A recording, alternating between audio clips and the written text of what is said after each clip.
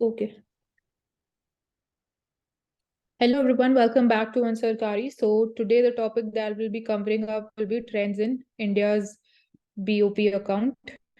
So in the previous part, we covered about key BOP के components क्या है in detail, which was important for prelims. So similarly, here this is going to be important for mains as well. So 1970s और 1990 के बीच में India के BOP में क्या major हमें ट्रेंड देखने को मिला.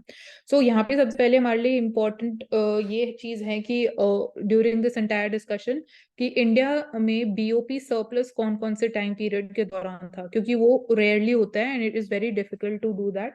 सो उस चीज पे हमारा ज्यादा फोकस रहेगा. सो फ्लक्चुएशन बीओपी में हुआ before the devaluation. In the previous video only we were discussing कि 1991 में डीवैल्यूएशन की गई और 1966 में. सो हेयर फ्लक्चुएशन मतलब वॉलेटाइल रहता है जो इंडिया का बीओपी अकाउंट है. So before the devaluation it was more volatile. So 1970s में अगर हम बात करें उससे पहले, so BOP situation was acceptable. 1990s में अगर यहाँ पे हम ग्राफ में देखें, सो एक्सेप्टेबल क्यों बोल रहे हैं कि उस टाइम पे सिचुएशन एक्सेप्टेबल क्यों थी, क्योंकि obviously India was a newly independent country and हम ज्यादा फोकस कर रहे थे कि कैसे हम अब फर्स्टली ऑब्वियसली पॉलिटिकल स्टेबिलिटी पे फोकस करें. हमारे जो मेजर गोल था उस टाइम पे कि पॉवर्टी कैसे हम कम करें और economically like planned economy was a model that we adopted. So 5 year planning हम उन चीजों पे ज्यादा फोकस कर रहे थे. एग्रीकल्चर पे हमने फोकस किया.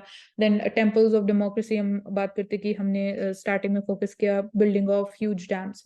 सो यहाँ पे acceptable in the sense it is saying कि हम मोर और लेस हम पॉजिटिव साइड में थे बीओपी में ड्यूरिंग 1970s. आप यहाँ पे ग्राफ में भी देख सकते हो कि इट इज ऑलमोस्ट अराउंड जो जीरो वाली लाइन है, but it is not in the negative. So 1980s के डेकेड में owing to the trade deficit की वजह से, मतलब यहाँ पे हम बैलेंस ऑफ ट्रेड की बात करें, मतलब कि हम बात करें करंट अकाउंट की, तो balance of payments was negatively affected in the 1980s. मतलब ट्रेड डेफिसिट हम बहुत ज्यादा इंपोर्ट करने लगे, स्पेसिफिकली गुड्स. सो उसकी वजह से यू कैन सी कि 1975 के बाद, मतलब 1975 में when the national emergency was also imposed, so उस टाइम पे मैसिव वी कैन से कि बीओपी सरप्लस था इंडिया में. बट यहाँ पे आप जैसे ही देखोगे कि 1980s का जो डेकेड स्टार्ट हो रहा है, it went into huge negative. उसके बाद से इट स्टार्टेड रिकवरिंग, बट 1983 तक it was in deficit. So 1990s में अगर हम बात करें तो बैलेंस ऑफ पेमेंट और डिटेरियोरेट हुआ 1990s में, और हमें पता ही है balance of payment crisis was a situation in the 1990s. तो उसकी वजह से we had to take the structural reforms path. So that was the only solution. यहाँ पे आप देख सकते हो कितना sharply it declined in just 1 year. सो इस टाइम पीरियड के बीच में अगर हम बात करें तो उसके बाद एक और बार इंडिया का बीओपी सरप्लस में आया, दैट वाज ड्यूरिंग 1985. एंड उसके बाद एक बार बीच में स्लाइटली नेगेटिव भी हुआ, उसके बाद फिर से पॉजिटिव में आया.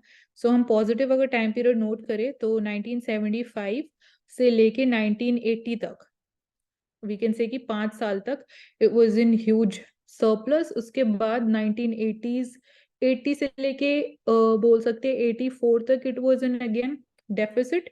1986 में it was in deficit. So I think Mansi 1985 we can 1990 से जस्ट 1980 कोरिलेट तक. कि कैसे क्यों हो रहा है यहाँ पर. I have some points to add which okay. You can just look into कि 1975 onwards the policy was for import substitution, that is promotion of the indigenous industry and curbing the import mainly. That is why I think the balance of payment is positive in 1970s onward. And because that was time of Sri थी Indira Gandhi ji.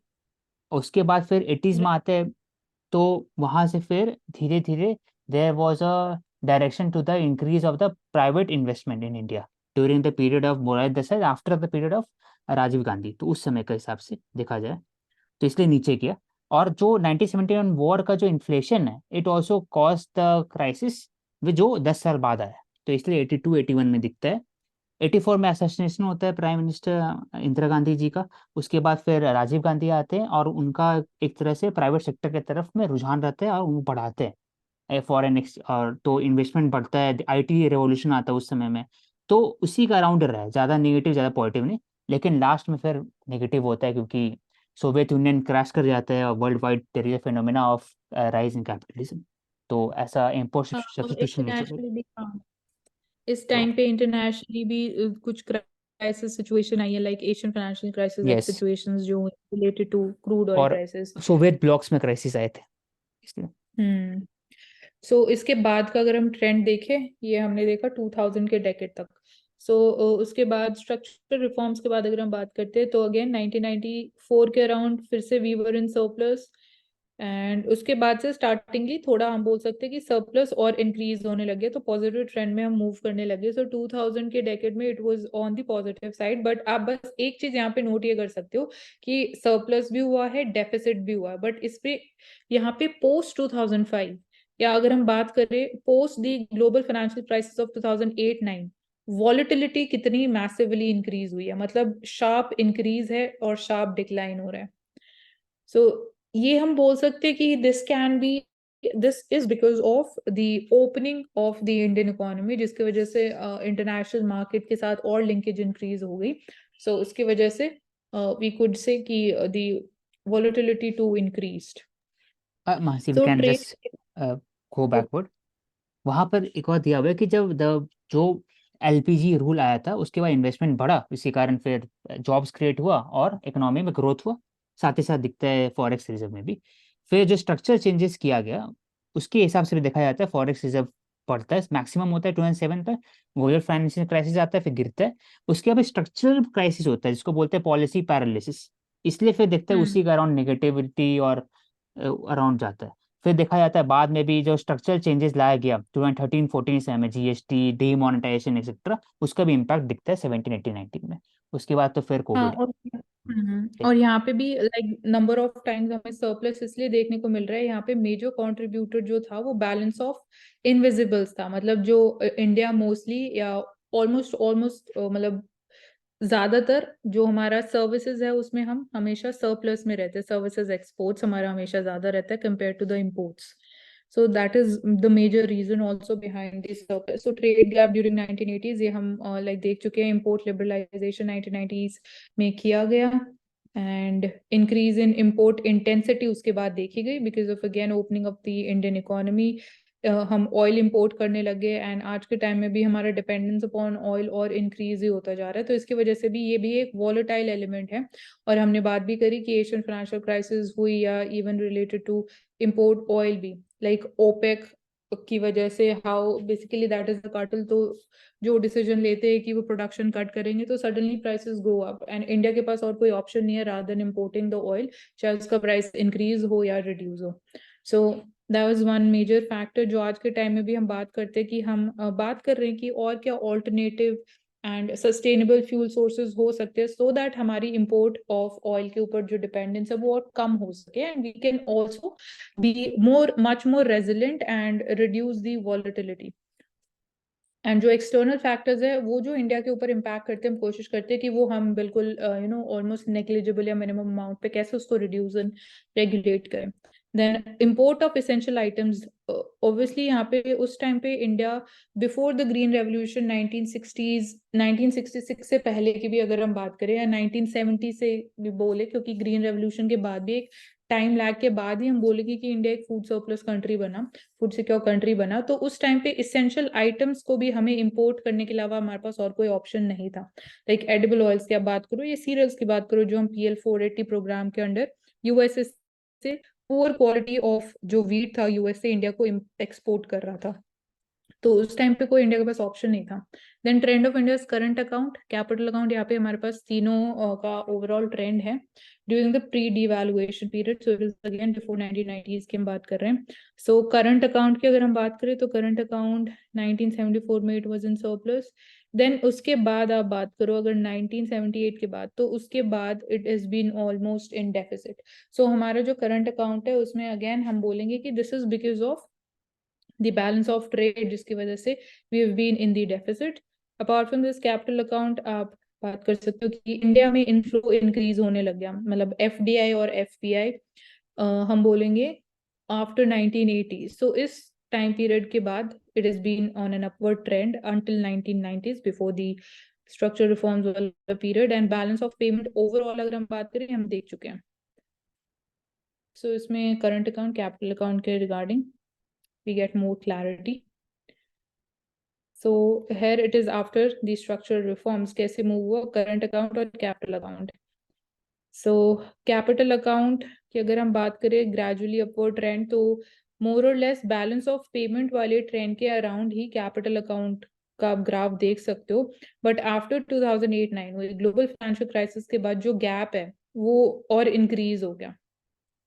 So this basically reflects कि जो gap है इन दोनों के line के बीच का, वो हमें शो कर रहा है करंट अकाउंट का जो ट्रेंड रहा है या जो वैल्यू रही है. सो इसमें हम बोल सकते हैं कि again it is because of the services exports only जो ये गैप और वाइडन होता हुआ हमें दिखाई दिया है इंडिया में. और पोस्ट 2016-17 अगर हम बात करते हैं तो it is important to know a few data. So $8 billion were the current account deficit. First, okay, this is during third quarter 2016-17 financial year. So 1.4% of the GDP was the current account deficit.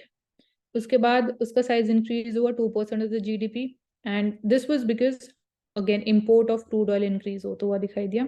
So stronger capital account हमने maintain किया. Capital account में again India का more और less has been surplus despite the increasing current account deficit. And gradually अगर हम बात करें India का फॉरेक्स रिजर्व भी इंक्रीज हुआ है. So right now it is somewhere close to $600 billion.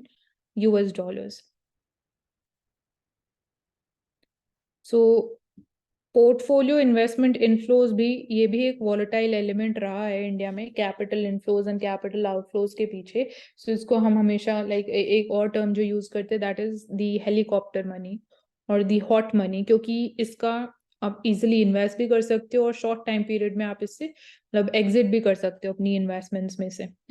सो ये अगेन एक एक्सचेंज रेट वॉलेटिलिटी के पीछे भी इंडिया में एक बहुत बड़ा फैक्टर है. बात करते हैं तो कैपिटल आउटफ्लोज जो भी करंटली हमें देखने को मिल रहा है, स्पेसिफिकली वॉलेटिलिटी कोविड-19 के बाद और ज्यादा इंक्रीज हुई है. सो इसकी वजह से इंडियन रुपी के ऊपर प्रेशर और इंक्रीज हुआ and it is been depreciated. So combination of current account deficit increase हो रहा था, साथ के साथ हाई फिस्कल डेफिसिट भी था इंडिया में व्हिच वाज अराउंड 4%. सो इसकी वजह से it brought the inflationary pressure. So domestically ये इकोनॉमिक चैलेंज और इमर्ज हो गए एंड उसकी वजह से as I was just mentioning कि it weighed down on the rupee. So इसको हम बोलते हैं twin deficit problem also, high current account deficit and high fiscal deficit. So what were the key events जो हम अभी बात भी कर रहे थे? This was again 1966 के दौरान devaluation किया गया by the RBI, oil shocks during this period of 1970s, and यहाँ पे भी 1980 में भी there was I oil can shocks. explain Mansi यहाँ पर कि first of all the devaluation of the 1960s because of the famine condition in India and food security issue in India. तो devaluation किया गया था because of the PL 480 program, that is food for aid from USA. Then during the Yom Kippur War 1973 यहाँ पे उसके कारण we हुआ था. can't say that कि फूड सिक्योरिटी की वजह से अगर हम डीवैल्यू करेंगे तो इसका मतलब तो जो हम इंपोर्ट कर रहे हैं वो हमारे लिए और एक्सपेंसिव होगी ना चीजें. तो why would we devalue for that reason? Food security I think PL 480 के कारण जो आपके पास था नहीं ना, कैसे आप दोगे? तो आपको एक लिमिटेड अमाउंट ऑफ मनी देना ही होगा, तो इसलिए डिवैल्यू किया गया था. ऑयल नहीं, शॉक. लेकिन डीवैल्यू करेंगे तो हमारे लिए जो हम इंपोर्ट कर रहे हैं वो तो हम अपने लिए फिर चीज को खुद ही एक्सपेंसिव कर रहे हैं. तो आई डोंट थिंक सो ये एग्जैक्ट रीजन होगा उसके पीछे. बट ये इकोनॉमिक सिचुएशन जरूर थी उस टाइम पीरियड पे इंडिया के लिए. 65-66 के अराउंड था, ठीक. हाँ, तो वी था तो कैन इसी चेक टाइम पीरियड. इसका. हम्म. ओके, आगे एक्सप्लेन कर दो. हाँ, मतलब oil shock during 1973 because the OPEC countries were cartelizing the oil prices because of the US support to the Israel during the Yom Kippur War 1973.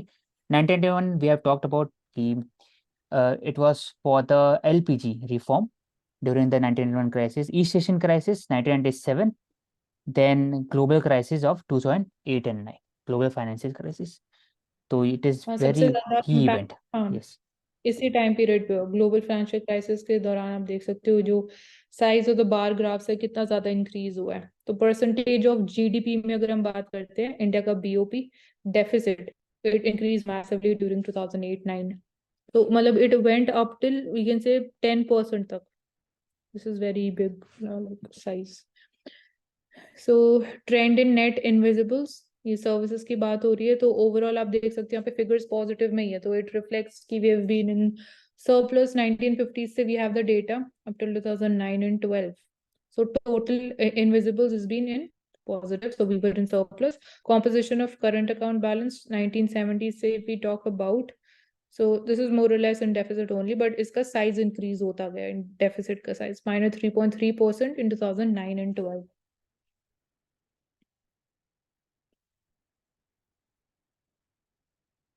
So latest figures for 2022-23 quarter four, current account deficit हमारा है 0.2% of the GDP only. This is very like हमने इसको reduce किया है over a time. India का जो current account deficit है, it widened to 2% of the GDP in the financial year ended. This is because of again COVID-19 impacts.